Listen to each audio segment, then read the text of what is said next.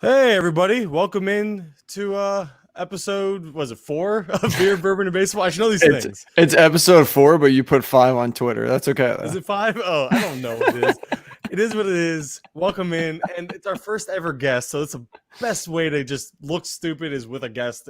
Yancy Eaton, everyone knows him. It's at Yancy Eaton, right? Or is it Yan? I should know these things. Again, I came ill prepared as always. It's just my name at Yancy Eaton. Yep. And he is like the ultimate podcast fan, the ultimate industry guy. We love him. He hates that we talk about him the way we do. But Yancy, thank you for joining us, man. Welcome to the show. Of course, there's Mike this way, this side. Mm-hmm. say hi, Mike. It's at SP Streamer. I'm at Mike_Curling. This is a terrible intro, probably the worst I've ever done, but it is what it is. He clearly doesn't practice. No, and I obviously don't come prepared. It's funny because I wrote most of the outline, and you would never guess I prep as well as I do with how I am doing this right now. But anyway, Yancy, what's up, man? Thank you for joining us. Thank you for having me. Sorry, I'm just retweeting you so that people will come hang out with us while we're doing this. This is like the most meta behind the scenes, how the sausage is made episode you can imagine. But yeah, guys, thank you for having me. Yeah, it's a nice distraction from all of this, everything. It's been a lot. It has been so much, and I'm really struggling the last couple of weeks where I'm not trying to rain on people's parades, and I want people to have fun, and I like fantasy and I like baseball too, but also like I'm constantly flirting with this in my mind of like, man, this seems like really irresponsible, like doing sports right now, or at least attempting to do sports, and gotcha. Like I posted on Twitter, my sister got COVID a couple of weeks ago, and she's probably 90% now, but she's still recovering. And, I've had multiple scares within my family. So like, I'm not trying to like immediately kill the energy as soon as I hop into the chat, but, man, it's just weird. It's such a weird time to be following baseball right now. Like I don't really even know how to feel about things. You know what I mean? Yeah, I agree. It's just a weird time chaos overall. But you know what it is? It's just I think most of us just do it and keep going with it because, like you said, it's kind of a nice escape from everything. Mm-hmm. It just sucks that your escape can't escape reality right now. You know what I mean? Like that's where I'm at. Like my escape from all this is something that I'm stuck dealing with. Like regardless, like that's where I'm at. But yeah, because my mom, we talked. I think you reached out a little bit. My mom actually has it, and she's recovering as well, doing well. But yeah, it's been a tough thing. And then you start hearing kind of what we're talking about tonight is like a lot of the news and notes, and just kind of some of the strategy behind it. And we're gonna let you some rapid fire some questions. We have no idea what questions we're getting. We loved your segment on PitchCon with Nick and Alex, and that was like, I'm not gonna act like we came up with this idea. This was obviously what you did with them. We loved it. We're like, please do it. We begged you to do it for us, and you said yes. But before we go any further, right, Mike, we always have to do this. Yes. Tell them what we're drinking. We're drinking tonight. Yeah, we're drinking. I am drinking. I'm going super. I was gonna say Yancy is our DD. That's what he is tonight. Not drinking. He's our designated podcaster right now. I told you I was going to play this off as Patron, and you literally just ruined it. Yeah, I know. You ruined it. Anyway, it's me. Come on. And so anyway, Mike, as you were. I'm drinking Monkey Shoulder, and obviously as I go by the doctor's rubric, which I feel like you can't ever see when I put on here, but whatever. I gave it a 6.1 out of 12, which makes it the worst one I've had so far. I have a question about that. Do you guys like prime yourselves before you start recording the podcast? Do you drink beforehand, or do you immediately start as soon as the podcast starts? I start when the podcast starts because I think if I start before, probably wouldn't end well. It's 50-50 with me, buddy. It's a 50-50 thing with me, to be completely honest. And we have it. Why is Mike wants your buddy doctor? I mean, not so bad. It's just the worst I've had so far. I mean, it's the lowest score I've had. The finish isn't anything special. Taste is typical. It's just like typical, but it's a cheaper bottle, so like you kind of expect it. And so it's just it's nothing special. That's why I gave it around an average. Of course, my buddy Deegs. Thanks, Deegs, for reaching out, and he gave me a thumbs down already. Appreciate that. Love his opinion on you. Yeah, it's amazing. He's right. I'm drinking the good old Florida Cracker because why not? It's the last one from Good Cigar City. I'm drinking. I'm interested because they've all been really good. But Mike, I'm sorry, this is a shameless plug. You're wearing a new shirt that we made. We're matching tonight. Beer, bourbon, and baseball. There it is. Beer, bourbon, and baseball. You got your glass too, right? Yes, sir. And let's do our cheers, I guess. Our normal little cheers. Now we get to hear you open it. So you guys were totally cool with me being the awkward third wheel that didn't have the beer, bourbon, and baseball shirt. What is that all about? I know. It's kind of messed up. You'd think Mike would send you one, but he didn't. I honestly thought about going forward, which means we owe Yancy one. But the problem is we don't even have enough product because my wife and I are making these. We're just straight up making them here at home. They're homemade, American made. homegrown product. And but with that comes, just a lot of screw ups, a lot of costs, a lot of but I honestly, once we get going, I really do. Every guest we have on, I want to send them a shirt, even if it's afterwards, just as a thank you for joining us. And it's just a fun little thing I want to do. So we'll try to get you your shirt. I promise. We'll get you. Guys, we'll make it happen. I have plenty of shirts. We're getting you one. It's just a joke. No, we're getting one, and now I want you to. Now you better wear it. Like, can I just jump in real quick and say that I have two screens going on right now, right? So I'm looking at you guys face forward, and I'm looking at you guys also through the Periscope chat, because in past streams that I've done, I forgot that there was a chat and people are asking questions, and they weren't getting involved. So this is the weirdest experience talking to you guys and then looking over and then seeing a delay on the Periscope. And then I see Mike twice, and it's just like, there's a lot going on right here. This is really a lot to unpackage. I honestly, you can't see, if you go to the comments on the right side of the screen, you don't get the same thing we do where you see all the comments coming in. Because that's what I was saying, because you're talking about looking at multiple screens. I'm saying if you just look at the main screen, you should be able to see the comments, right? Yeah, you can, but you can't respond. Yeah, well, he can respond verbally. He just can't respond via the text. Yeah, I know. Sometimes you want to respond via I see this. Look at wow, there's comments in StreamYard. Yeah. I should have known this by now. I've done this like half a dozen times. You've been on your live, surprised. But hey, you know what? We're here for you as much as you're here for us, buddy. And again, I guess we could just kind of get into it. Did I miss anything, Mike? I already screwed up a lot. No. Let's get into it, bro. So. Let's start talking baseball. Let's talk baseball. Now, you mentioned it's kind of a downer. COVID is a real thing, and players are missing time. The tests aren't even accurate half the time, it seems like. And then sometimes they are, and then people get negatives, positives. Realistically, how confident are you all in the testing process, Yancy? And on top of that, all this like unknown. Are you even drafting right now? I'm not. I was planning on maybe doing one draft champion and just like a couple NFBC 50s or something like that here or there. I still have multiple season-long leagues where we have not decided what we're doing, and a lot of these have keeper contracts and multi-year scenarios I have to play out, and it is such a mess, man. And you want to talk about some of the most vile places in existence? It's like the email thread of a fantasy baseball league trying to figure out when to draft or what to do as far as the scoring goes. So I mean, trying to figure those out, honestly, like if it were up to me, I would just do a hard pause or do a complete redraft if it is a redraft league. But to go back to your other question about just what's going on with the whole testing thing, this was the most predictable thing in the world, wasn't it? Didn't we? It feels like we 100% focus on this? And like through this whole months long, debacle between the MLB, PA, and Major League Baseball, we just knew that this was going to be like.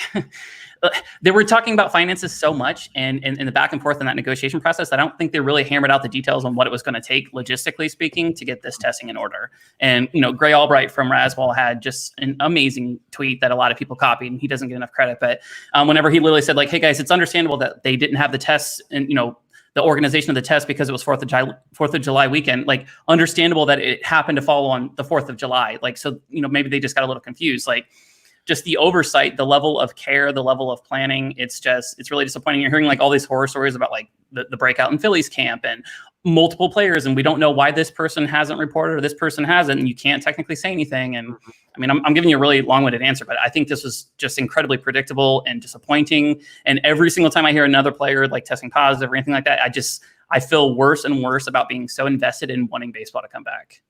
Yeah, I mean, they're just screwing this up big time, I think. Screwing something up? What? And then I know, which is typical. And it's just like the fact that these guys are getting tested and they're getting positives and negatives. And, some of these guys are just keep waiting on these results. And, I mean, it, selfishly for us, it screws up our fantasy baseball. And like, we don't know what to do with certain accounts. But, I mean, it's been a wild ride, and it just continues to be this crazy roller coaster that we have to go through so far.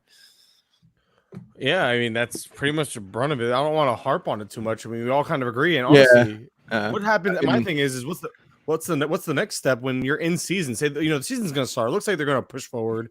I expected an initial like kind of boom of positive testing anyway. When you test a large cluster of people, you're going to get a large response. Which I'm sure they did too. Yeah. So once the season starts, though, when one player gets it, because it's not if I think it's more of a win. Are they shutting down the whole team? until they get tests all around. And even then, are people going to test positive at different times? Because we know you can not have, it might not have hit you yet type of thing. Like you can have it 2 days or 14 days later. It's literally, it ranges. I've been doing a little bit of homework on it because responsibly trying to do some homework on it. But even the experts don't know, to be honest. Nah. Yeah. I will say this much. I tweeted yesterday or the day before. I didn't articulate things, and obviously nuance was lost because it's Twitter and that's just how it works. And when you have a bunch of people jumping in and everybody's bringing up different parts and stuff, it's impossible to like actively engage in like a meaningful conversation sometimes. But I tweeted just basically talking about how right now I do not think there is an edge in drafting fantasy baseball teams, and that somehow got misconstrued and contorted into, oh, there is an edge. There absolutely is an edge. When there's more variance, better players do better, which I do agree with. But the point I was making right now is we do not know which players have it, which players don't. We can't know. The testing is erratic. There's so many different things going on right now. And there's players like, we don't even know why Tyler Glasnow hasn't even reported to camp yet. And I understand this is the hard part where like I respect players' privacy. Absolutely. 100%. Like you'll find me siding with players 99% of the time. But like to claim, like if you're drafting a team right now, you're basically flipping the coin like hundreds of times.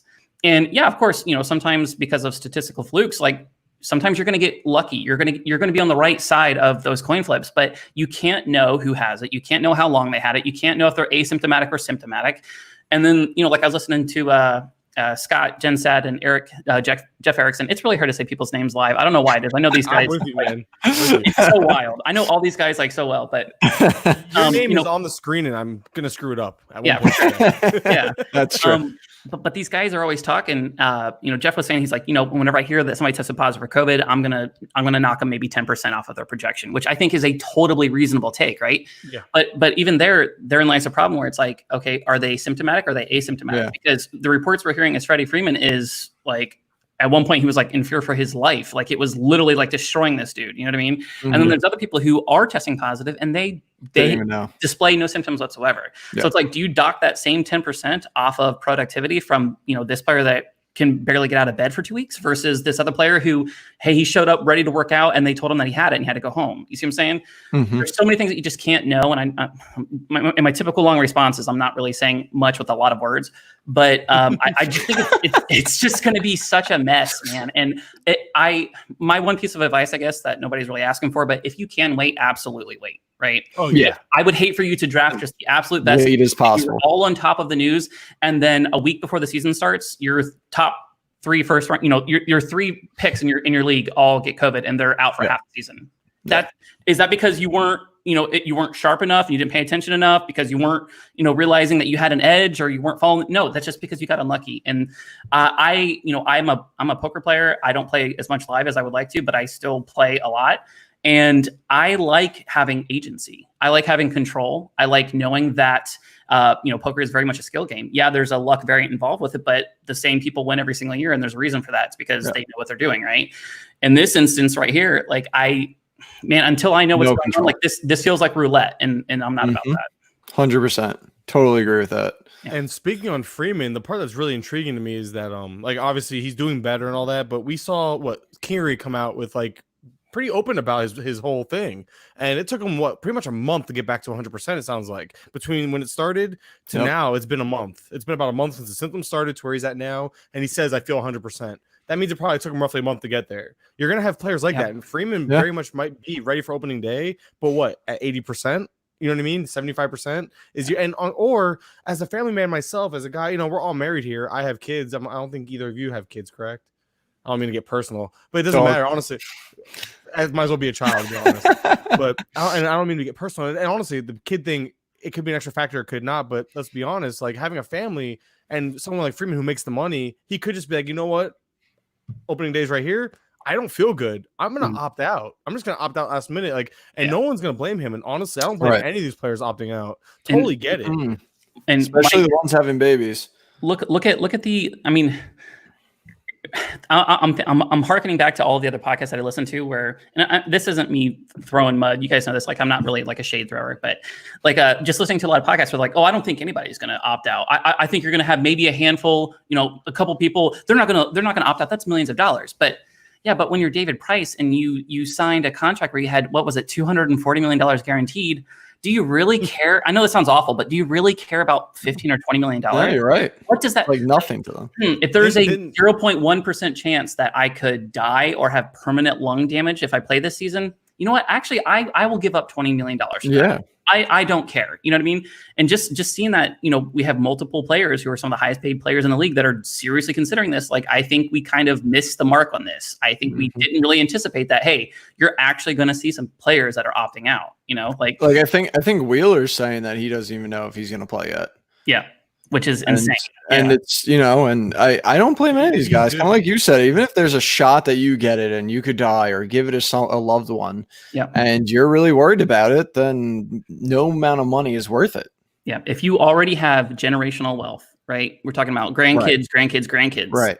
3 generations down the road, you guys will never run out of money ever. Yep. Like, you being dead is the most critical decision you have to make. Like, no, actually, I want to live. You know what I mean? Yeah. So I don't know. 100%. And I hate to even be that guy, but this isn't going away in 2021. It's just going to be probably hopefully less of an issue, but this isn't going away anytime soon. This is sticking around for a while. I was reading some stuff, in a book, not a book. I was reading it online, but this virus mutates like every 10 to 14 days, guys. And so, like, there's all these different factors, and I'm not trying to claim to be an epidemiologist. I'm not an expert at all, but this thing is changing. Like, before, it's actual how difficult it was to catch it is different than it is now. It's actually more spreadable now, but less deadly, because you have to think. I'm not saying that viruses are like this cognitive thinking thing, but you need to make. Yeah, I'm sorry. I'm seeing Mike's comment here. I just took a big pull from my cup of Patron. Yeah, I need to wrap up. I'm talking too much. Let's just move it on. Mike's distracting me too bad. That's okay. Well, and I honestly just want to touch on this because is there any proof you can't get it again? No. And actually, a coworker of mine has tested positive twice now and has been put on COVID leave twice now. Yep. My sister has been tested twice and she doesn't have antibodies. Yeah, either that's what I'm saying. My guy didn't. The guy at work didn't have it either. Yeah. That's crazy. Yeah. So. No, so yeah, let's move on. But it sucks because the next piece of news was the whole Mike Trout thing, and he might opt out. Like, that was the thing I just wanted to get real quick, Yancy. Honestly, again, and I hate to be the guy that's like, let's talk about the fantasy implications, but that's kind of what we do. Yeah, everybody understands that. We don't. It's fine.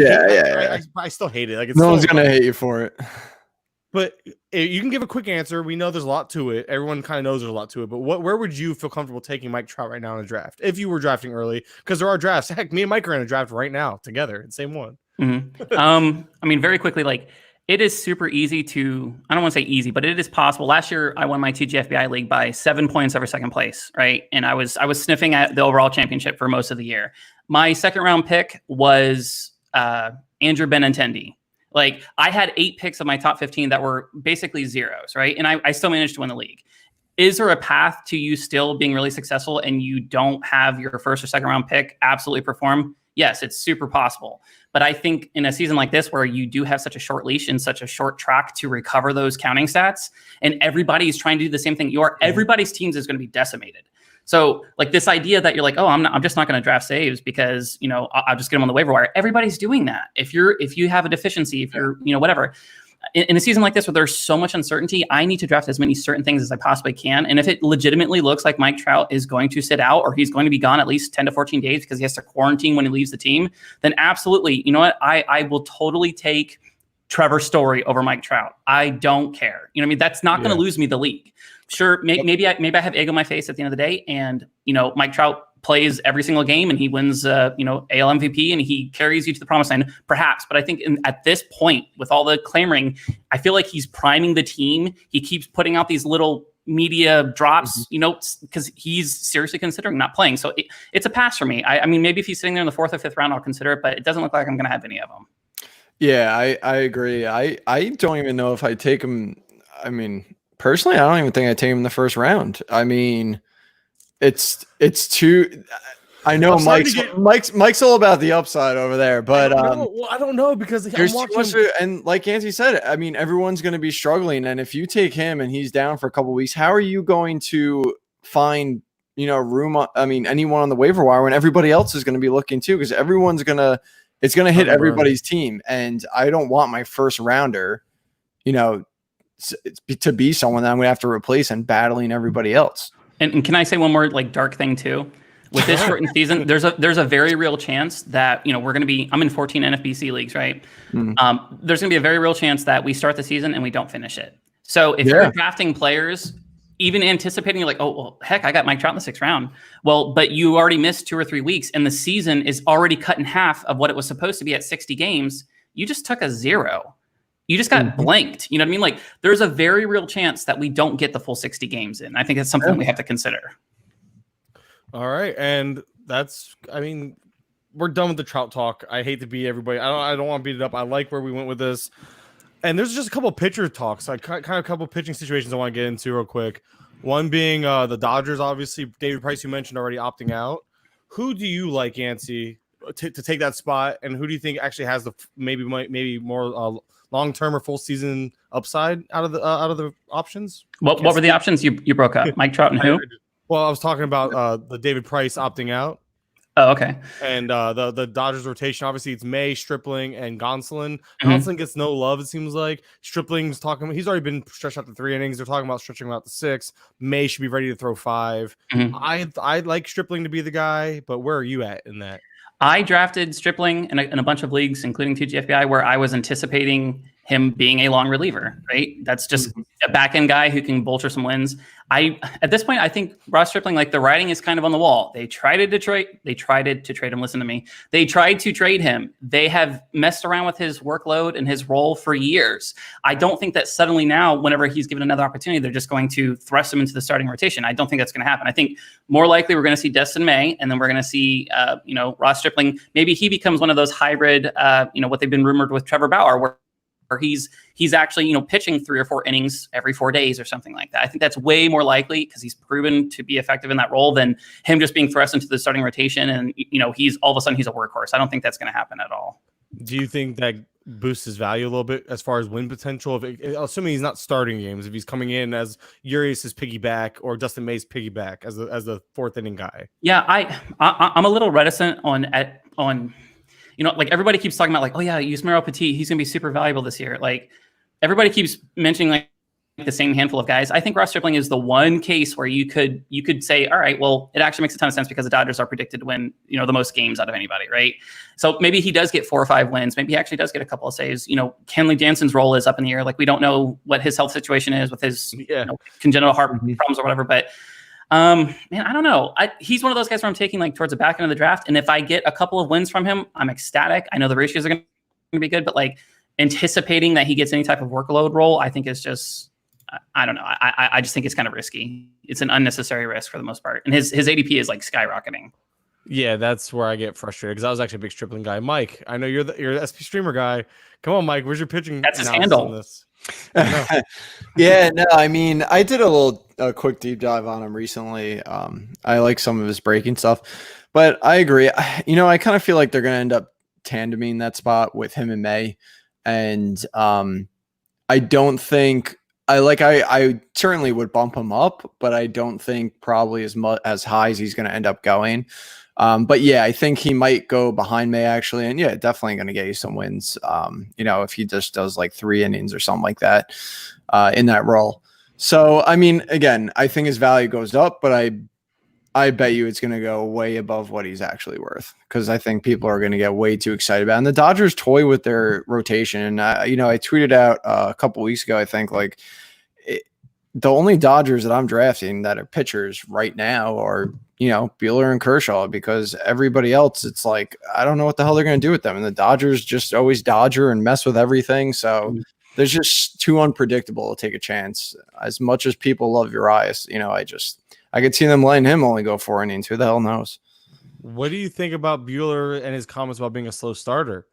Like that legitimately concerned me. Like I legitimately dropped him. I'm you know what? If the guy says he's a slow starter, it seems like he's behind all the other pitchers in camp, even if it's just a little bit. He wasn't throwing when the other guys were. I'm kind of knocking him down just a little bit. He's in the same tier, but instead of being my number 3 pitcher, I have him behind Bieber and Clevenger for the simple fact I think Frank, not only is their division probably arguably the easiest for them to pitch in, the Indians that is, and Clevenger and Bieber, but we're talking about guys that Francona loves to pitch his guys. His guys are going to throw 6 innings, probably from jump, maybe 5 and 6. That is, so I think the usage is going to be there. You have to, not to cut you off, Mike. I'm sorry. You have to be careful with the Cleveland situation, right? Do they let their guys go super long because that's their philosophy, or do their guys go super long because they're very good, right?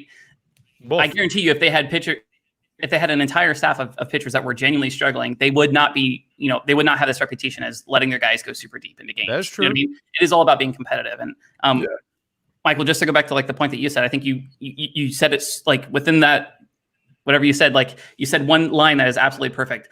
Ross Stripling's value does improve, but it will not be proportionate to how much his ADP rises. Yeah. So yes, it is. This does benefit him that David Price isn't there, but it is not going to fall in line with where he's going to be drafted. Like he's going to be going up 40, 50, 60 slots. But yeah, that's exactly where we're at. And you mentioned Trevor Bauer. How do you like him if he does go on that pitch every 4 day type of thing?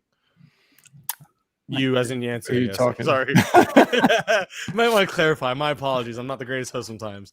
I like to focus on Yancy here, man. Yancy, go ahead. Honestly, for a lot of my drafts, I've been kind of doing the, like the Nick Pollock thing where, I've waited 7-8 rounds before I take a starting pitcher. And, sometimes I'm doing the 2 out of the 3 first. And I like how both of the roster constructions land. I do like it. I've been liking Trevor Bauer as like that dude where if you look at last year, I think he had like 250 strikeouts, guys. Like, regardless of what you want to say, like he did not lose you your league. Yeah, it was kind of disappointing from a counting stats, not counting stats, but from his ERA and his WHIP kind of sucked. Absolutely. But he still gave you a ton of innings and a ton of strikeouts. And I think that's going to be super valuable. If he does pitch every 4 days, there is a legitimate chance that he leads the league in innings pitched and strikeouts. And I want that. Like, I absolutely want that. I mean, he's a little bit of a tough own. It's extremely frustrating watching him, but I mean, strikeouts is money, and every 4th day, yes, please give me that. Win potential there too, because that bullpen is solid and it's a good Reds team. I like him a lot there, and he's the type of guy that if you are going to target him going into a draft, maybe you want to be smart because ratios are the only question. They could be elite, they could be trash. I think he's the type of guy you make sure you get yourself a Scherzer or that type of ace potential guy, pair him. And if you're going to take Bauer's number 2, you kind of hedge your bets on the ratios while establishing a solid 1-2 punch, getting the innings, the wins, and the Ks that way, getting the ratios a little safe, and maybe grab a high-end reliever to help even more with ratios. I hate using this example because everybody uses this example, but like Kyle Hendricks pairing him with Trevor Bauer. Everybody uses that. Like they think of like the one ERA help Soroka or something like that. Yeah, those are like the 2 guys everybody always gravitates towards. But yeah, in that scenario, I would absolutely pair those 2 together. I mean, it just makes sense. And honestly, I forgot to do this at the top of the show, so we're going to talk about it real quick. Yancy, I'm still somewhat new to the industry. I've been here a little over a year now, probably a year and a half. Mike, it feels longer, Mike. Well, dude, I don't know if that's a bad thing, but I apologize. I've been all over. I keep myself busy, man. I'm all over the place. I try to be. I'm always starting something new or being a part of something, whatever. I'm rambling. My point is, though, I don't know where you came from, how the love started, what your background is, and I'm genuinely curious and interested to hear all about it. So please. I mean, this is literally the least interesting part. I'll try to keep it super brief. I've been on Twitter for, I think, 11 years. Most of those 11 years, I had almost no following whatsoever. Even now, like I have less than 5,000 followers. You guys, I mean, Michael already, you've lapped me. I think you have twice as many as I do. Curlin, you'll catch me soon because I don't produce content. I don't write. I don't podcast regularly. I have podcasted in the past. Like one of my best friends, and I consider him like a mentor of mine, is Chris McBride. He's a Canadian guy, and we started podcasting together years and years ago. I podcasted with Joe Pisapia for a while, from the Fantasy Black Book and stuff. And then, of course, like I did whenever Chris McBride left, I took over the Dear Mr. Fantasy podcast with Mike Yavnielli and Jason Consoli, and then we kind of shuttered that. And for a long time, I was working in retail management. I was a store manager at Target, and that was a really, really rough life as far as like schedule, work-life balance, everything like that. So I kind of had to stop podcasting just because nobody likes being that dude out of like the 3 guys that has to cancel or postpone or reschedule podcasts all the time. You know what I mean? And, like just trying to coordinate with you guys, I'm like, it's a yes now, but like give me an out in case I can't do it just because my schedule, even now as a real estate agent, is so erratic. But long story short, I've always just reached out to people. And whenever a podcast asked for emails or iTunes reviews, I was that guy that did it. And that comes from me being a podcaster and only ever getting like really negative emails. Like I've told this before, but the first email I ever got from my actual podcast email, Chris hooked me up with a podcast email. It was, I'm not sure if Yancy is 12 years old or gay. And I was like, wow, did not expect. Cringe. That made me cringe a little bit. I hate people. And I just saw this, it's like, wow, okay, well, I mean, that's something out there. But you guys know this, like you guys put out good work and you guys try to do hard. You guys try to do well. But you're just gonna have haters and stuff like that. But long story short, like I've always reached out to people whenever I see somebody. I don't care if you have 16 followers. If you're interesting, if you're trying, even if your stuff's not the best, like I'm gonna go take a look at it. I'm gonna leave reviews for you. I'm sending text messages and DMs like behind the scenes, like getting people to boost your stuff. And I'm not trying to virtue signal or whatever, but like that's what makes this community like really great is that there are a lot of friends, excuse me, and I just align myself, I think, with really good people. And I'm just trying to be like a relatively nice guy. The last couple of weeks, I have kind of gotten into a couple tits with some people on Twitter, which I personally think they deserved it, and I kept it pretty professional. But if I tell you your tweet sucks, then you're really doing something because you've gotten under my skin. But I'll leave it at that. Oh, so how come, Yancy? How come you never written articles? I just don't have time. I do work outside of real estate, writing and creating content and stuff like that. That's a little on like the DL. I don't really talk about it a whole lot. So I can write. I do have writing chops, but I do so much of that for just daily life and sustenance and stuff. Gotcha. Whenever I have free time, I don't necessarily want to sit down and write. It's just so much more fun to read like people like you guys, and it's free all the time. So. Yeah, that answers that question. Gotcha. Again, I told you this was going to be boring, and I delivered. It is extremely boring. No, it's not boring. Yeah. I don't think it's boring at all. I like it because you're like one of a kind. Yeah, you really are. And honestly, dude, you like even Mike here says it. Doctor, we call him Doctor. That's his nickname. You do undersell yourself, dude. You are very important to this industry. And I mean, I know you don't see yourself as being such, but being that you promote so much content, being that you are so supportive, you have to realize, and as someone who created content, you have to understand and how much that means to somebody, and especially because you think your following isn't a lot, but over 4,000 followers, that's a lot to somebody like me who's starting off a year ago, was like barely at 100, 200 followers, and seeing someone like you follow me back and supporting my work and shouting me out, that means the world to somebody like me, because that means my work's being recognized. And I try to pay it forward as well. I have been told that I need to learn how to take compliments a little more graciously, so I will just say thank you. There we go. I'm also very bad. I think I get a little bit more representation than I probably deserve, considering the fact that there are people legitimately making content and helping people be better players. But I do appreciate that, so thank you. Yeah. Well, because there's two sides to this, man. We create the content, you support it, and look, you get as much love, if not more, sometimes than us, and that's great. Honestly, I support the amount of support you give. I just think it's fantastic for the community. Right. We're talking about me way too much. I don't. Yeah, there it is. There it is. He hates it. Mike likes to keep going on and on. And yeah, because I just want to make sure you truly understand. But obviously, you get it. So I don't need. He gets it. On it. I'm bad at that. I'm bad at letting things go. If you haven't noticed. Yeah, somewhere. Mike, you should know you've been working with me behind the scenes for quite some time now, since the beginning of it all. It feels like. Let's move on to schedules. I see everybody breaking down schedules on Twitter. In a shortened season with so much going on, how much weight do you put in the schedules, Mike? You know what? I've always been someone who doesn't really take that into account. Just because I feel like you always get, as much as you know or think you always end up, there's always these teams that surprise people every year. And, sometimes a team comes out of nowhere and they're really good. And, so I feel like it's a little, almost not to sound mean, but it's almost a little foolish to look into it that much. That being said, I mean, it obviously it has a little impact, and can certainly help out. It's a tiebreaker thing for me. Yeah, I mean, I would take it into account a little bit, but that's as far as I would go, honestly. Yancy, what about you? That's just my opinion. I mostly agree. I think it's mostly noise. I mean, teams, Michael, like you said it perfectly, like teams, their performance year over year, especially wins, which is the flukiest of all, but we take that into account whenever when we're calculating what the actual strength of schedule is, as opposed to any type of advanced metrics. Like we have this blind spot where it's like, oh, well, they won 90 games last year. This is how we determine strength of schedule. I think it's a lot of noise. I mean, unless it's the most extreme cases, which is like, oh no, Baltimore has the worst schedule as far as strength of schedule? Yeah, obviously, because every team they're playing won more games than they did. Like that is like, obviously they're going to have the hardest schedule because they can't play themselves, right? Mm-hmm. Yeah. They cannot play themselves, and that has a huge bearing on this, especially in a shortened season. Unless it's Twins hitters, you know, and most of the NL Central teams, they do have a cushier schedule on paper, but I think it's mostly just it's just noise. If you're using that to get on or off a player, I think you're kind of making a mistake. But like you said, Mike, like I do think it serves some purpose as a tiebreaker. If you're really close on two people, if you're in the 15th round, you need another starting pitcher and you're looking between two guys, it's like, well, you know, maybe I do want like this pitcher versus that one because he plays in the NL Central. But other than that, I think that's it. I think the Centrals get the biggest boost out of all this just because of all. They definitely do. The bottom dwelling teams. AL and NL Centrals, like they both just gain. So I don't want to harp on strength of schedule because again, we've seen teams just blow up. With that said, actually, Yancy, what team? I know this wasn't on the outline, so hopefully you have a team, maybe you don't. But is there a team that might surprise us that you aren't expecting to show out, or people aren't expecting to show out this year? San Diego.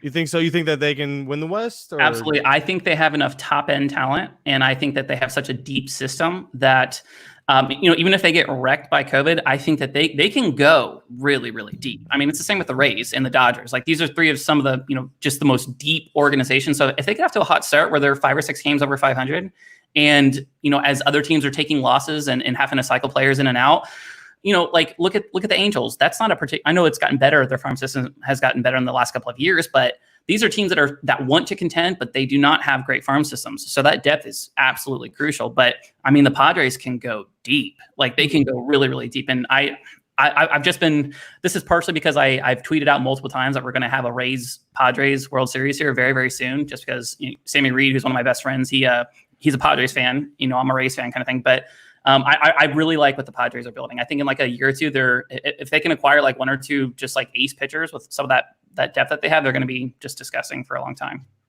100% agree. Mike, do you have a team that stands out or sticks out to you? I didn't even think about it. Again, I came prepared for this. I don't think. I mean, they're not necessarily a dark horse, but I really like the Reds, man. I love that pitching staff.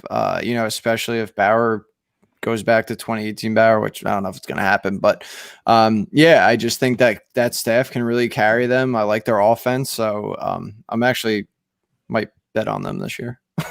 And the doctor hit us up again with the with a question. Does San Diego have enough SP? Honestly, this is a season where you might not need it. They have the bullpen. They have Pomeranz. They have Munoz. Mm-hmm. Oh no, Munoz is out, sorry, but they have other Pagan and they can trade their surplus depth for an SP. Like there's gonna be tons of teams like don't be surprised if you see Matthew Boyd like on the Padres in a month. You know what I mean? Yeah. Right. Yeah, like a Sandy Alcantara, even from the Marlins could be selling off some of their pieces. Yep. Caleb Smith. Yeah. I'm a Marlins fan. I'm expecting them all to be sold off. And I'm okay with that. The one thing I do think honestly does matter though is the miles traveled. I think that could actually have an impact on teams because that pisses me off. Well, how they're such extremes. The Rays. The Rays are traveling almost double the miles that the Yankees are. Yeah, I found that and I was like, this is very interesting just because I think there is something to this. It might cause, you know, we've all traveled, jet lag. We're talking more games in less days, not a ton more games in less days because they were going to have a similar. I remember hearing the schedules weren't going to be terribly different starting July 24th, but there's still more games in less days with potential rainouts. So they have to make those games up, et cetera, et cetera. Mm-hmm. I should take a breath here and there. I'm just looking at some of these.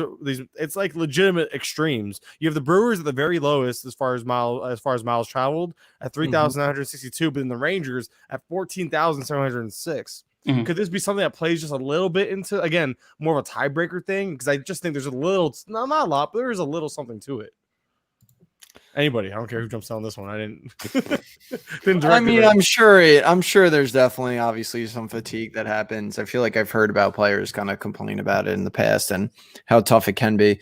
But is it affecting the way I draft? No. And also, so these teams, these organizations are used to a 162 game schedule where they're traveling 3 to 4 times as much. Great point. So is a player that's traveling 10,000 miles going to feel those effects more than a player that's traveling 5,000 miles? Yes, I think so. But also I think that most of these players are already acclimated to that to begin with. Mm-hmm. And it is such a minute difference. this is the type of story, this is the type of data point where you really have to be careful, right? Is this signal or is this noise? Are you actually hurting your process by inputting more information? Because I guarantee you, if you start picking players because of travel miles, the total distance that the team has to travel, you are going to like not see the forest or the trees. So like really, really be careful with stuff like this. It's neat to look at, and it's kind of like, oh, that sucks or whatever. And it's nice to have like as an excuse if your team underperforms, whatever, look how much we had to travel. But a lot of this stuff is noise, and I think this is noise. Yeah, totally. I got you. All right, well, that kind of covers all the information we came ready with. Yancy, I don't know if 15 minutes is more than enough. I'm sure it will be, but we're gonna let you kind of take over from here, man. This is your show now, your podcast. Because oh, by the way, I'm sure. Can I admit that I'm nervous right now? I'm a little. No, don't be. I'm a little bit, but at the same time, Yancy, you know these. Just remember, keep it family friendly-ish because these do go on the podcast streams. These are simulcasted on both of our. What pods. My podcast isn't family friendly. You don't have to listen to them. All right. So in all seriousness, like this is just like I want you guys to treat this as like a date. Okay. So I'm trying to find out things about you guys. Like, like we interact on Twitter a lot, right? But in all seriousness, like when we were planning this podcast out, and I was talking to Michael, and he was talking about, hey, we need to push it back from Tuesday to Wednesday or Wednesday. I can't remember what day today is, but my job. Because Mike had a job, and I didn't. It's not that I didn't realize that you didn't have a job. It's that I didn't know that that's what you did. So, like, I want to ask both of you first. Like, tell your audiences, like, what do you guys do professionally? Like, what does that look like? Start with you, Curlin. Go ahead, Mike. No, we're not. Oh, sorry. I'm not the host. I'm sorry. I forget this. I'm a firefighter paramedic by trade, and I worked shift work, so it's 24 on, 48 off. Mm-hmm. But with the COVID going crazy and with other just external factors, mandates are happening a lot more. So that's what happened. I got mandated for work yesterday. The show was supposed to happen yesterday, 24 hours ago, and I got mandated. And of course, I work another double coming up. So I'm a busy man right now, and that's the brunt of it. It's a fun job. I love what I do. Really enjoy it. Great it's a lot of fulfillment, but it also does get in the way of me doing this as a hobby. I love doing this, but it's definitely challenging at times. Michael? Yeah, my job's a lot more boring than Curlin's over there. Fun stories. I'm something what's called a freight broker. So I'm basically between manufacturers and trucking companies. Manufacturers hire us to move their freight because they don't know how to, essentially. So I just like basically coordinate a bunch of stuff. I'm like a middleman, essentially. Are you able to work remotely, or do you have to work in an office? I can work remotely, but my boss basically demands we're in the office. I was working remotely the past couple of months just because of everything that was going on, but I just started back in the office this week. Yeah, my sister that I referenced earlier that contracted COVID, her boss also mandated that they all worked inside, even though they were set up to work remotely, and like 15 people got COVID. So it's crazy. That's what I think about that decision. I think it sucks. Yeah. When is you guys' birthday? We'll start with you, Michael. May 21st. Oh, which one's Michael? Sorry, Michael. Should I just go? Should I go Curland or Simeone? Or you can call me Curland, or that would work better probably. Last name might work better. Okay, all right. So, and you said my last name right, which is nice. Yeah, there's an E on it. It's not Simeon. It's not Simon. So Simeone, what's your birthday? A lot of people say Simeone. March 7th, 1990. Yep. And Curland? May 21st. May 21st. Okay, we need to speed up because I do actually have like a ton of questions. That's fine. Take your time. If we go over the time limit, who cares? Okay. All right. So you guys both have podcasts. You guys are both like really ramping up as far as content goes. So why fantasy baseball? Why is this your thing that you're doing? And do you have another interest that if you weren't doing fantasy, you would do? Simeone. I mean, why baseball? I mean, it's obviously my favorite sport. I grew up on it, helped me get through a tough time in the past. So it kind of means a lot to me. And I just happened to like spring upon the account and everything. I actually started because a friend of mine runs a fancy hockey account. I was like, oh, it's a good idea. Let me try baseball. So it kind of just happened. If I didn't have this, I mean, I'd probably be a little more into, I really enjoy comic books and stuff like that. So I'd probably. I was not expecting that. Okay. Yeah. That's kind of weird. What? It's just out there. It just doesn't, it's just like, it's like, you can't see behind me, but I can't really disconnect but I have like this bookshelf full of like comic book shit. It's like last week, whenever you said like, oh yeah, I have like 4 or 5 tattoos. And I was like, for some reason that does not, everyone does. But you know what I mean? Like it's unfair to say because I just have like this idealized version of you from what I get off the internet. You know what I mean? So it's imperfect information, but Curlin, what about you? Baseball, man. I just grew up playing. It was one of those things where I just played. I got to high school. I actually shared a weight room with JD Martinez of all things, and Mike Napoli went to my high school as well. So it was actually pretty star-studded high school at the time. And JD Martinez wasn't the nicest guy back then, but I don't know how he is now, so I can't speak to that. However, I kind of lost interest in baseball in high school. Kind of honestly got busy chasing girls and all that.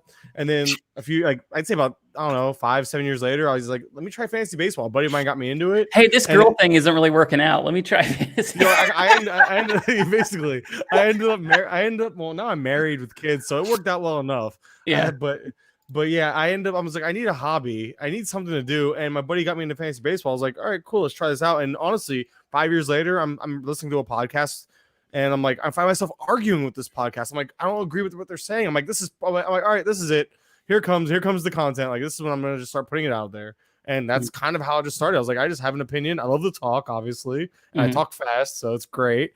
And I'm like, I'm just going to put it out there, see what happens. And it's been well received. I treat people like I want to be treated in terms of like, I try to pay it forward. I try to promote other people's work because I didn't know the industry for what it was when I got into it. So I honestly don't. I feel like I'm trying to give what other people didn't have. But regardless, that's another. I call it tangent time with Mike now. Yeah, I'm gonna cut you off because we have you're gonna have more opportunities to talk about. Yeah, but Mike will never give you a short answer.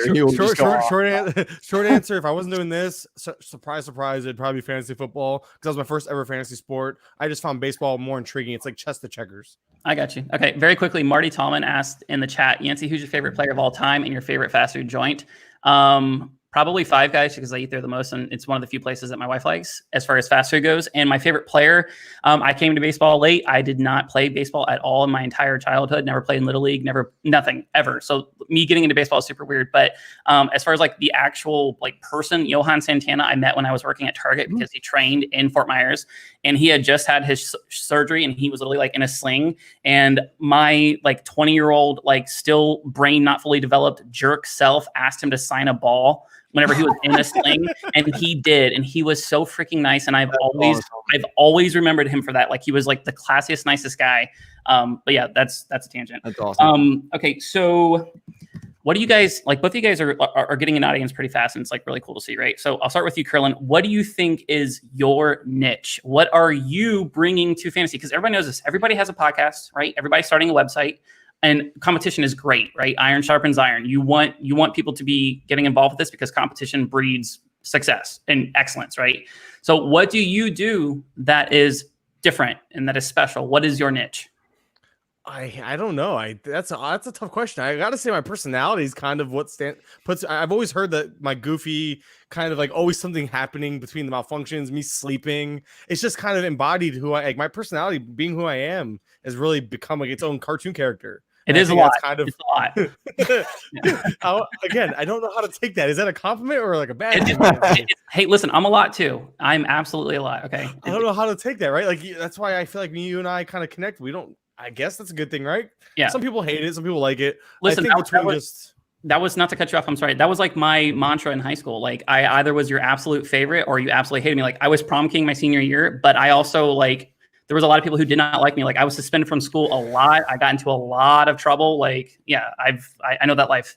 Simeon, what about you? What is your value proposition? What is your niche that you bring to the industry?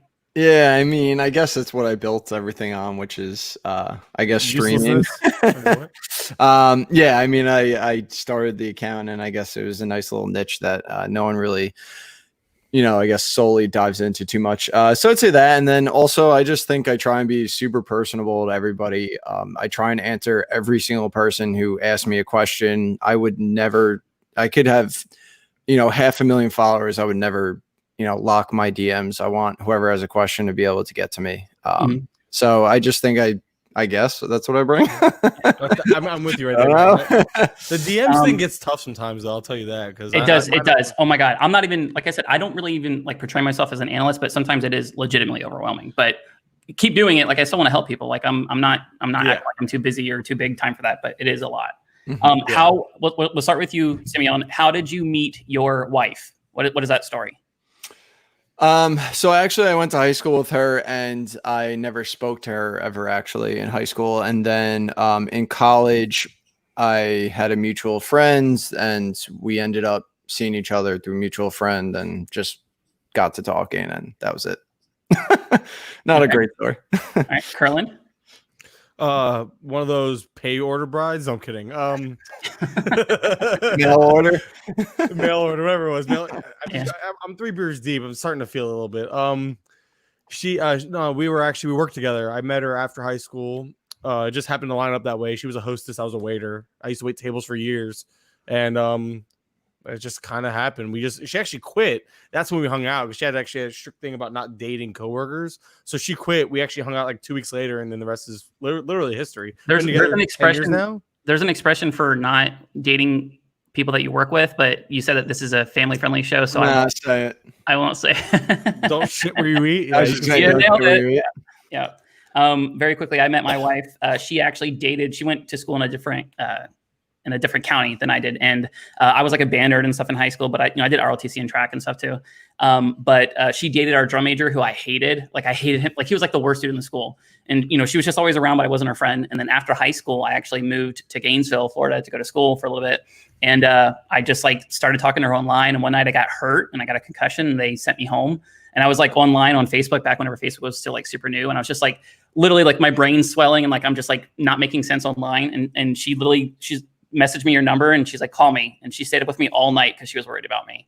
And then I was instantly like, hey, listen. Look at that story. I was literally like, listen, I am going to take you on a date the next time I'm in Fort Myers, like 100%. And literally 3 days later, I was driving 3 or 4 times a week, 15, 20 hours a week to go see her, because that's how like crazy it was for her. We were married in 4 months. True love story right awesome. There. Yeah, 4 months. She was pregnant in 3.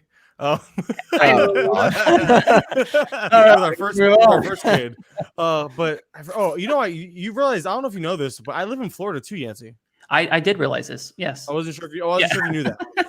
Well, I didn't. He just doesn't want to hang out with you, Mike. That's why. That's why we live on the opposite side of the state. I live in Daytona, the Daytona Beach area. I should say. That's actually pretty far. Like, that's not just like, oh, I'll just go see you for lunch or whatever. Yeah, I know. Like, that would be. Alex Fast comes down here. His parents have a condo in Sarasota, and we tried to link up a couple times, and I'm like, dude, like, you're 2 hours away. Like, it's not just like hey, deuces, like that's half a day kind of thing. Yeah, that's like a hey, there's a game this weekend. You want to go meet for the game? That's like, because you're a Rays fan. They're my second favorite team. I mean, they're just fun to watch. I enjoy going to the Rays game. Favorite team. Yeah, well, they're a Marlins fan. Too. Like, they're my favorite AL team. Yeah. To be honest, I'm a Marlins fan, and those don't really exist. So I'm trying to hitch onto a decent team in the Florida area. Yeah, I got you.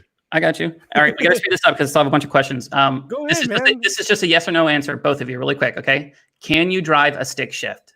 No. Sort of. Okay, if you say sort of, the answer is no. I can-ish. Okay. Okay. Are either of you left-handed? No. Left-footed though. I don't care about that. Who cares about that? I kick with my left foot. I don't know. What is your ultimate goal for fantasy? Okay, assuming everything goes right, like where do you want to take it? What is the final set? We'll start with you, Curlin. Ooh, the world is my oyster, my friend. No, we'll start with Simeon. I just said we have to hurry. Let's go. I don't know, man. I don't even know. It's not like I want to like work for a professional team or anything. I just want a website that people love to go to and enjoy. Mm-hmm. How simple is that? Pretty much the same thing. I just want to be a part of the community, give back as much as I can, and eventually become a pillar of the community. I want to be like, I would love to eventually earn my way up to be that type of like Eno Saris type. I'll never be as smart as Eno. I won't ever say that's my niche. I'll never be that guy. But I want to be that type of presence in the industry. Somebody that can give back as much as you can, but at the same time still be as approachable and as cool as ever. Yeah, I love that answer. Okay. Did either of you collect anything as a child? Legos. No. Legos? Nothing. I collect cards now as an adult, but nothing as a child. Yeah, I've seen you're really putting in like you're jeopardizing your family's financial future. Like you are.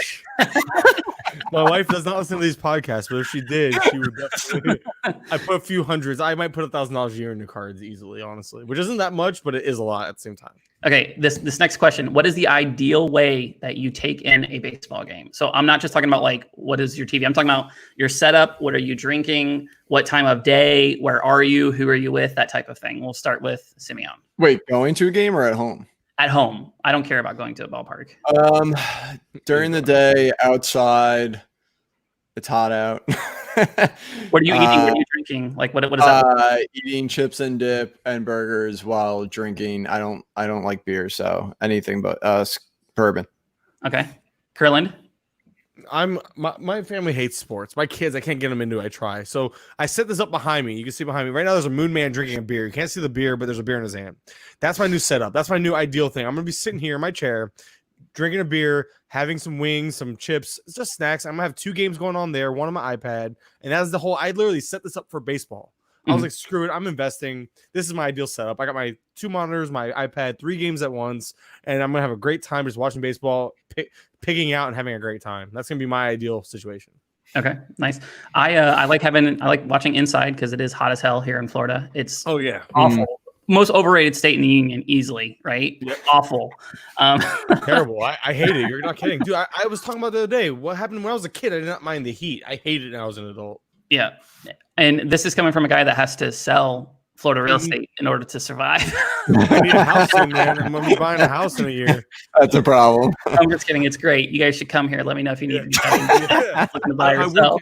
I work in gear all day, dude. You think that's fun in this heat? Anyway. Another question. Okay, I always ask this question because I genuinely want to know. Do you guys think that we are alone in the universe? No. No chance. Zero. I'm open-minded. Okay. I could be wrong. Okay. There's got to be something out there. The universe is ginormous. We're like a speck in the universe. How can there not be something else? Assuming, well, they think we are. They don't really know. Do they really know? They're just assuming. That's probably like one aspect that I don't really tweet out a lot, but I'm very much into that realm. Astronomy, cosmology, origin of the universe, that type of thing. It's like I'm dying to find like 1 or 2 people that like absolutely love talking about that stuff, and it's actually really, really, really hard to find. Do you guys have you mentioned comic books earlier, Simeon, but do you guys have like a not sports related activity or hobby or something weird about you that you're really into?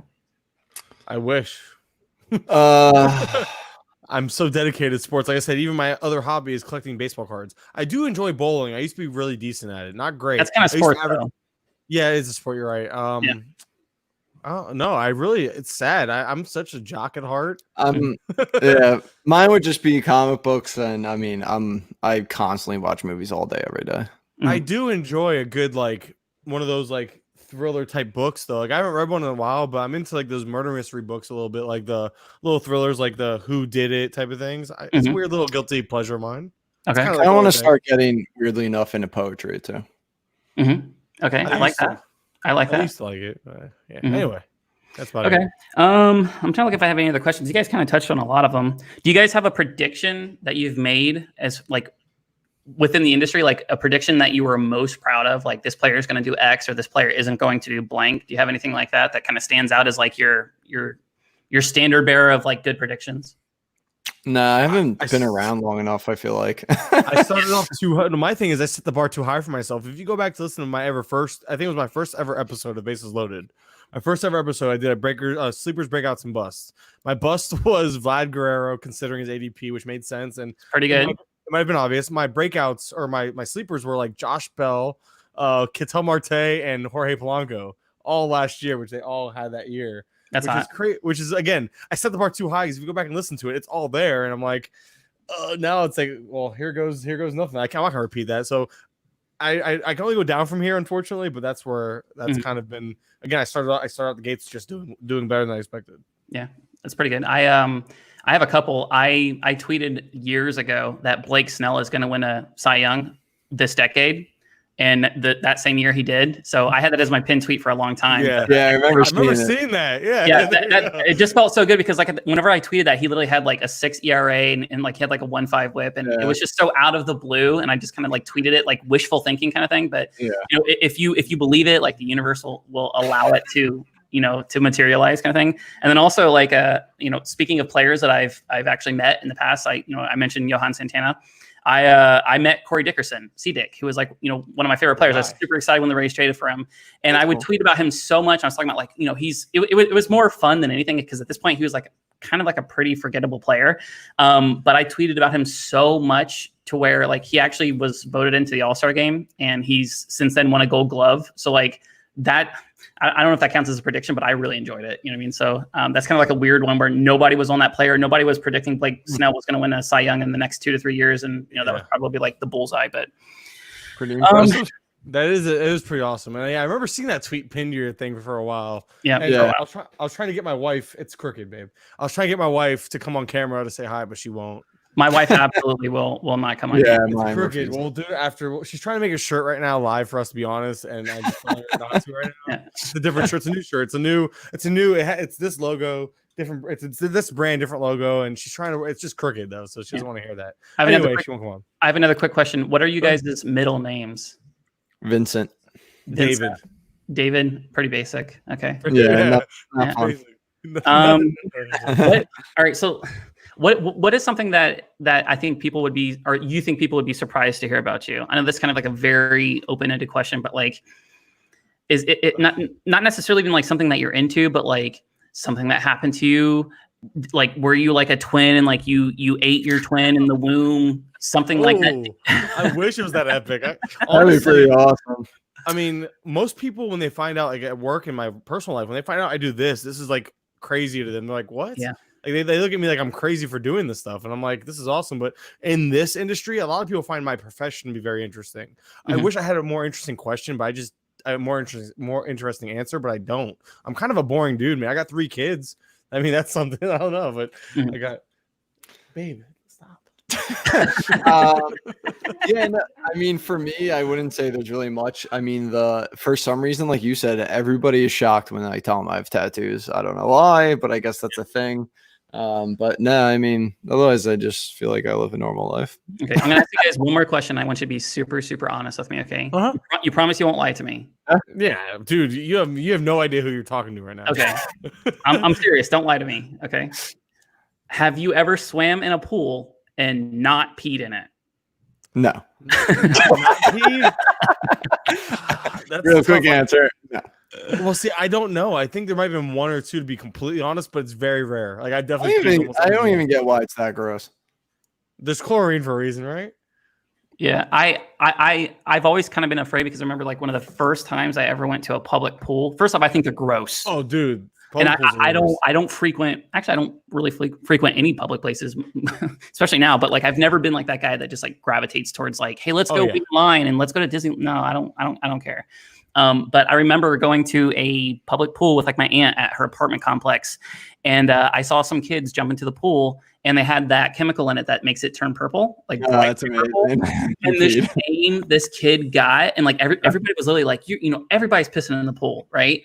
But to see that kid do it and like this, I was always afraid. Like, I don't know if everybody's pissing and they just don't have this chemical, but I'm not willing to risk it. Like don't get me wrong, I've peed in pools, but like I was always afraid. You know what I mean? I was always afraid that I was going to be exposed like that. This is such a weird question. I should have started with this instead of clips. Normally I try to go a little bit more existential, but no, this is like Florida. This is like a Florida man question. This is a perfect way to end it, man. Let me ask you one more question. Let me a better question. I've asked this before too. So who in our little industry, which we think it's so big, it's actually like a really small niche industry, right? Like we see so many people come in and out though. I think like our biggest biggest heroes are like, for like the fantasy baseball world is like Saris, you know what I mean? Or Nick Pollock-Pitcherless, these no one would know them if you talk to a normal person. Yeah, and I'm not saying this as like as a slight. These are literally like my friends. You know what I mean? I talk to Nick almost every single day.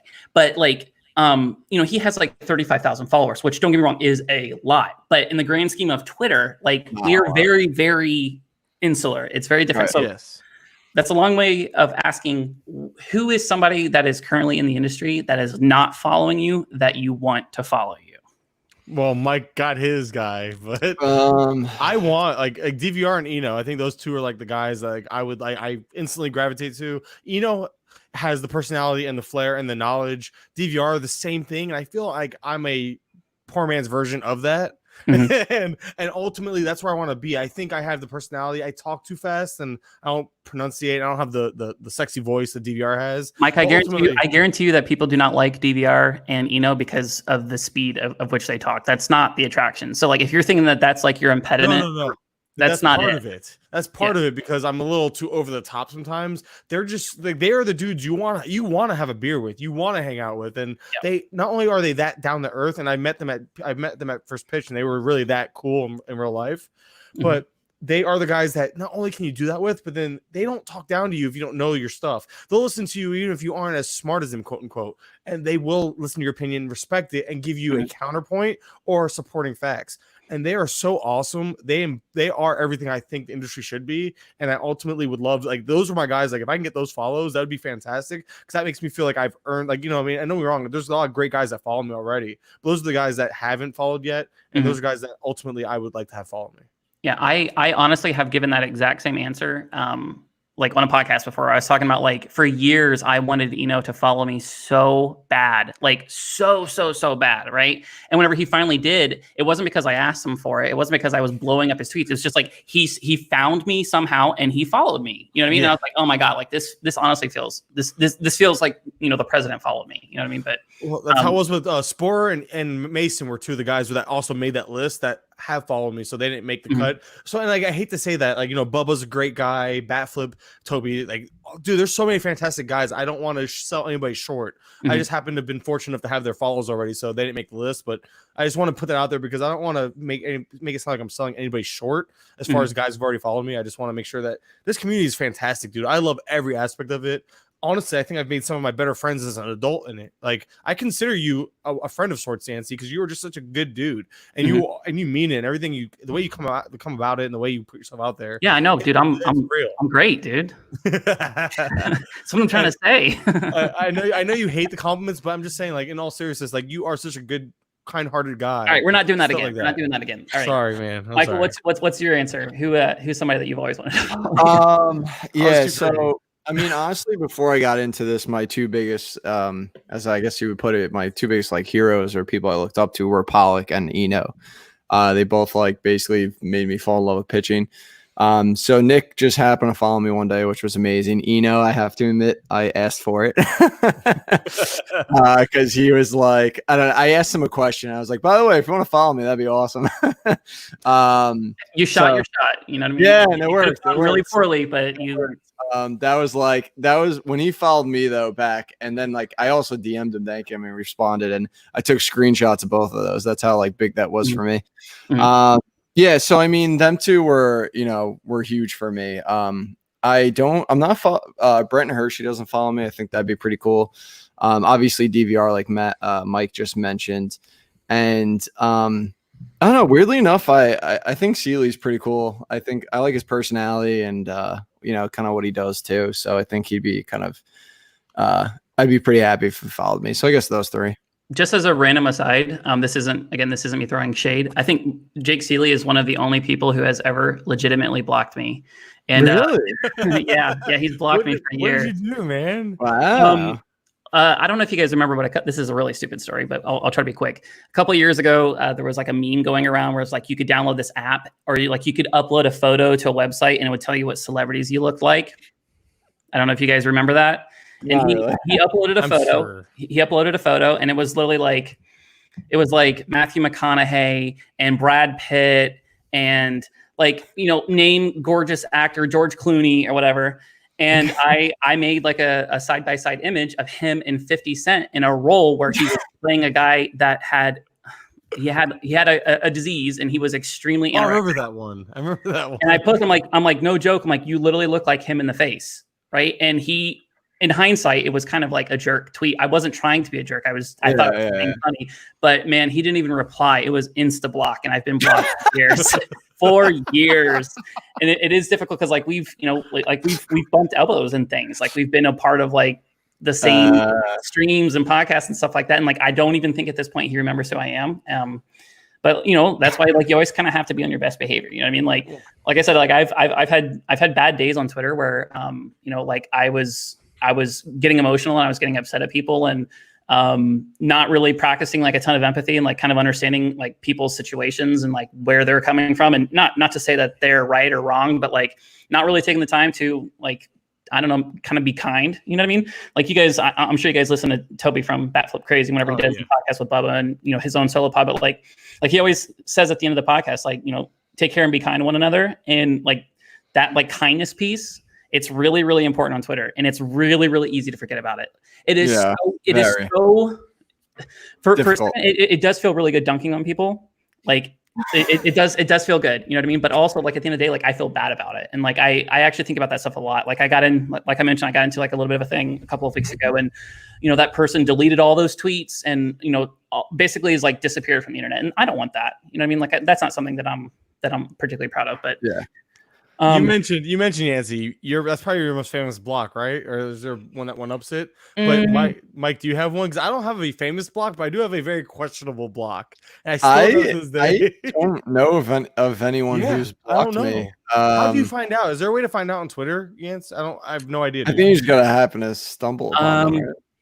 Yeah, I like you go to tweet at somebody and says like you're not able to see these tweets or something. Yeah, I have a few of those. Like I don't know. I don't know if anyone who's blocked me because I don't really I try my best to not get into it with anybody. I mean arguing players, yeah, but I would never. I don't know. When it comes to like politics and all that stuff, just because I feel like I somewhat represent a brand, so like I can't. You know, so I don't like attack people, even as stupid as some of them are on Twitter. I have like posted my views once or twice, but yeah, I don't know of anybody who's blocked me. Yeah, well, I actually have one, and I don't know if you follow them, Yancy. I don't know if you've heard of them, but Fantasy Gospel. I believe we follow each other. Yeah. You know, to this day, they blocked me. I don't know why. I went out of my way because I really do think I'm a nice guy. I think I have a good personality. I try to get along with everybody. I reached out to like all their co-hosts, all their co-owners, whoever owns it. I DM'd them saying, "Hey, whatever I did, I am sorry. I apologize for whatever I did to offend you." To this day, I have zero freaking idea what I did. No one ever responded to me via DM. No one, like, I'll see them.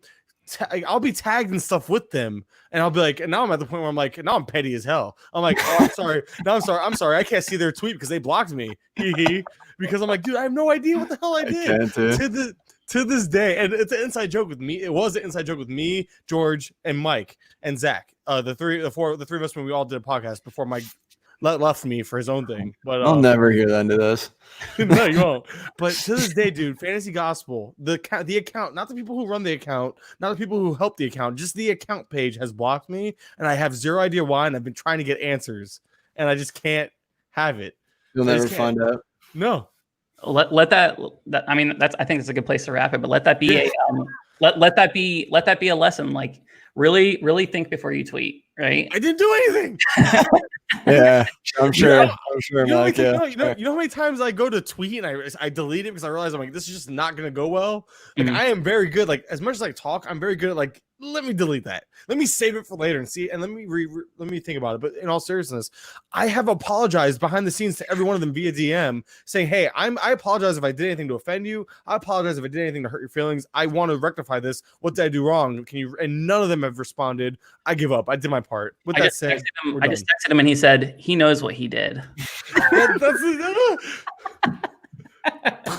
You see the hair? So real quick side note, I actually did ask for Mike. I actually had him ask for me. And they said they didn't want to get into it. What the hell does that mean? All right, let's wrap this up.